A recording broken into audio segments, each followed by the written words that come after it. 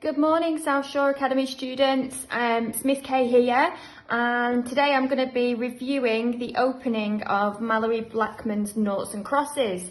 If you have BBC iPlayer, this has been adapted into a series on BBC iPlayer. I've not seen it, but I have heard good things about it and plan on binge watching this during the holidays.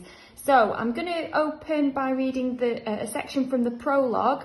If you've read Romeo and Juliet, you'll know that prologues tend to introduce the play. This isn't a play, it's a novel, but begins with a prologue, and it introduces two characters, and they are called Callum and Sephy, and they are our protagonists. So I'm going to read the opening now. "Honestly, Mrs. Hadley," said Meggie McGregor, wiping her eyes, "that sense of humour of yours will be the death of me yet." Jasmine Hadley allowed herself a rare giggle. "The things I tell you, Meggie, it's lucky we're such good friends." Meggie's smile wavered only slightly. She looked out across the vast lawn at Callum and Sephy, her son and her employer's daughter. They were good friends, playing together. Real good friends.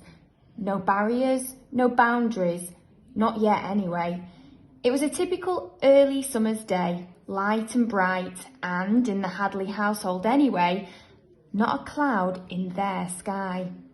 "Excuse me, Mrs. Hadley." Sarah Pike, Mrs. Hadley's secretary, approached from the house. She had shoulder-length, straw-coloured hair and timid green eyes which appeared predominantly startled. "I'm sorry to disturb you, but your husband has just arrived. He's in the study." "Kamal's here?" Mrs. Hadley was astounded. "Thank you, Sarah." She turned to Meggie. "His fourth visit home in as many months. We are honoured."